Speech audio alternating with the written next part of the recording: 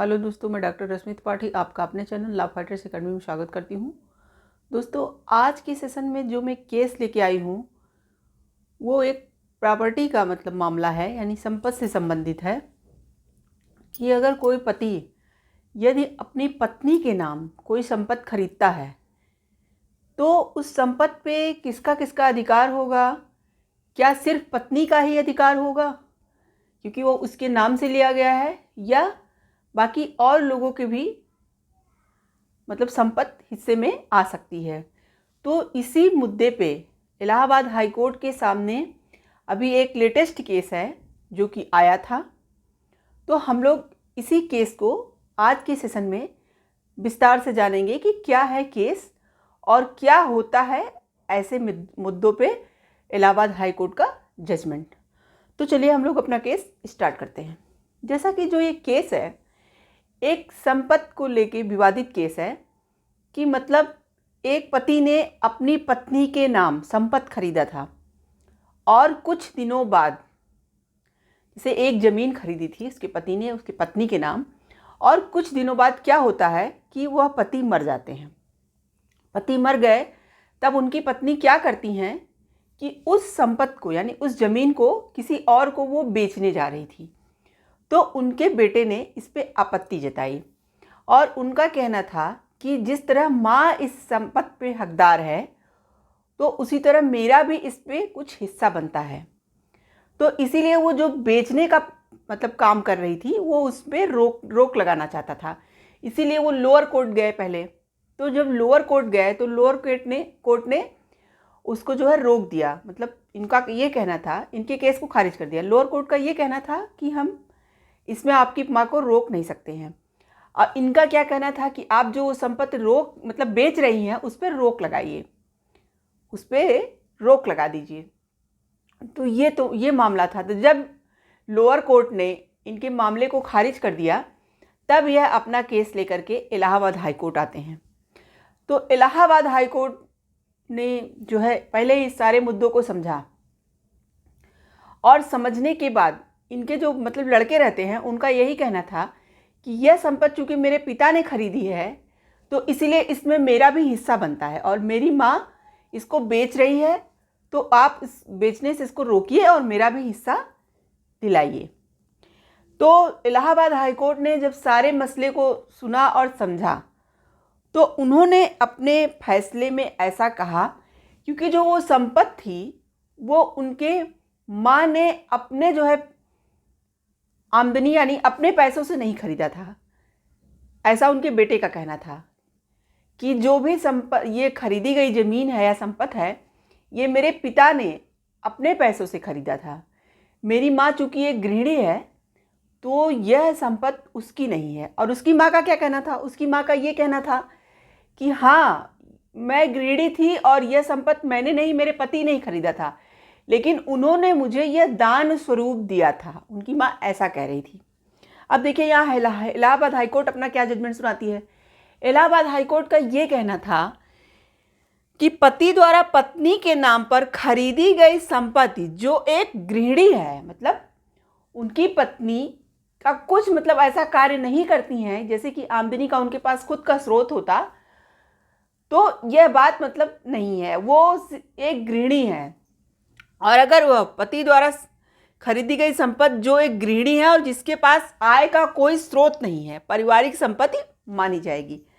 Court का यहाँ यह कहना था कि जब कोई पति अपनी पत्नी के नाम पे कोई भी संपत्ति या ज़मीन खरीदते हैं तो वहाँ पे अगर पत्नी एक गृहिणी है और उसके पास आय का कोई स्रोत नहीं है तो पति द्वारा जो संपत्ति पत्नी के नाम भले ही खरीदी गई हो उस पे पूरे परिवार का पारिवारिक संपत्ति उसे मानी जाती है।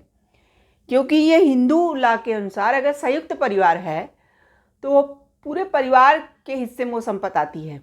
उसकी फैमिली में जितने भी लोग हों तो उतने लोग के हिस्से में वो संपत्ति आ जाएगी। तो यहाँ पे वही यही हाई कोर्ट ने कहा और जस्टिस अरुण कुमार सिंह देसवाला की एकल पीठ थी जो इस जजमेंट को सुना रही थी। उन्होंने कहा कि हिंदू पतियों के लिए अपनी पत्नियों के नाम पर संपत्ति खरीदना सामान्य और स्वाभाविक है। उनका ये कहना था, हमारे हिंदू धर्म में ज़्यादातर पति अपनी पत्नियों के नाम ज़मीन खरीदते ही हैं। यह एक स्वाभाविक मतलब जो कार्य है, स्वाभाविक और सामान्य का कार्य है, कुछ जनरल सी बात है। और उनका ये भी कहना था कि भारतीय साक्ष्य अधिनियम की जो धारा 114 होती है, उसके अनुसार कोर्ट इस तथ्य के अस्तित्व को मान सकती है कि मतलब अगर यह ज़मीन जो भी खरीदी गई है, चूँकि ये गृहिणी थी तो इनके पति द्वारा खरीदी गई है, तो इस संपत्ति पे परिवार का मतलब सारे परिवार के जितने भी सदस्य हैं उनका हिस्सा बनता है। मतलब उनके घर में जो भी मतलब और जितने बच्चे थे, पत्नी थी, तो उस पर सबका बराबर का हिस्सा बन रहा था। तो यही कोर्ट का कहना था। और ऐसी संपत्ति प्रथम दृष्टया संयुक्त हिंदू परिवार की संपत्ति बन जाती है। मतलब ये कहने का मतलब था कोर्ट के कि जो ऐसी संपत्ति होती है वो अगर संयुक्त हिंदू परिवार है तो वहाँ पे संयुक्त हिंदू परिवार की संपत्ति बन जाती है। मतलब अकेले उनकी पत्नी की संपत्ति वो नहीं रह जाएगी। कोर्ट ने कहा कि ऐसी परिस्थितियों में संपत्ति को तीसरे पक्ष के अधिकारों के निर्माण से बचाना आवश्यक है। मतलब जो बेच रही थी तो उसको बेचने से उनको रोक देना चाहिए। और यही कहा, मतलब कोर्ट ने कहा कि ऐसी परिस्थितियों में संपत्ति के तीसरे पक्ष के अधिकारों के निर्माण से बचाना आवश्यक है। ऐसे मामलों में संपत्ति को आगे हस्तांतरित करने या उसकी प्रकृति को बदलने के खिलाफ सुरक्षा आवश्यक है। मतलब ये कहना था कोर्ट का कि ये दूसरे के नाम मतलब लिख रही हैं, हस्तांतरित कर रही हैं इसे, और तो इस तरह का कार्य करने से उनको हमें रोकना चाहिए। और कोर्ट ने वहाँ पे उसको बेचने से उस संपत्ति को रोक दिया और कहा कि इसमें मतलब सभी का हिस्सा बनता है। इनके लड़के का यही कहना था कि मेरी माँ इस संपत्ति को बिना किसी से पूछे जांचे, मतलब और उसके भाई रहे होंगे, और वो पर्सन कहा कि बिना किसी की सम्मति लिए यह जो है किसी व्यक्ति को बेच रही हैं, तो इसमें रुकावट डाली जाए। तो कोर्ट ने, इलाहाबाद हाई कोर्ट ने, जो कि लोअर कोर्ट ने अपने इनके जो है अपील को खारिज कर दिया था, लेकिन इलाहाबाद हाई कोर्ट ने इनकी अपील स्वीकार की और उनकी माँ को बेचने से संपत्ति को रोक दिया और कहा कि इस पे बच्चे का भी उतना अधिकार है जितना आपका है। तो ये था पूरा मामला।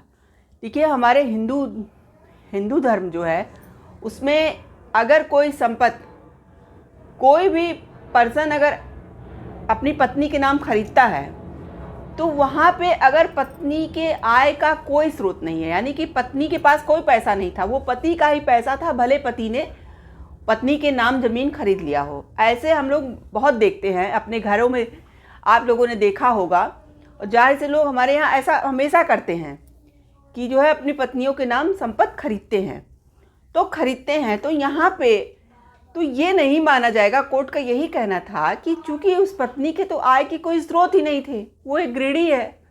हाँ, अगर उसके आय के स्रोत प्रूफ हो जाते हैं तो यहाँ पे उस पत्नी का अधिकार उस संपत्ति पे पूरा था और उस संपत्ति में कोई मतलब हिस्सा जब तक वो ना कहती नहीं ले सकता था।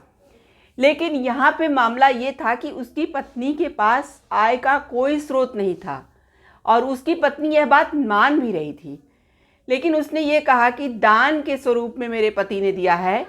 तो कोर्ट ने ये बात नहीं मानी। वहाँ पे कोर्ट का ये कहना था कि पूरा मामला देखने और समझने के बाद यही बात समझ में आ रही है कि आपके पति हो या हमारे हिंदू धर्म में ऐसा हमेशा देखा जाता है कि सामान्यतः जो पति होते हैं अपनी पत्नियों के नाम संपत्तियाँ खरीदते हैं। तो वहाँ पे चूँकि अगर पत्नी के कोई आय का स्रोत नहीं है तो वहाँ पे वो संपत्ति एक संयुक्त परिवार की मानी जाती है और जो फैमिली में जो मेंबर हैं उनके पति के जो भी बेटे हैं और जो पत्नी हैं सब पे बराबर उसका हिस्सा लगेगा। तो ये था कोर्ट का जजमेंट। तो आशा करते हैं कि आज का सेशन आपको पसंद आया होगा। आप मेरे चैनल को लाइक कीजिए, सब्सक्राइब कीजिए, शेयर कीजिए और बेल आइकन को दबाइए, जिससे ऐसे ही नए नए केसों से मैं आपको अवगत कराती रहूँ।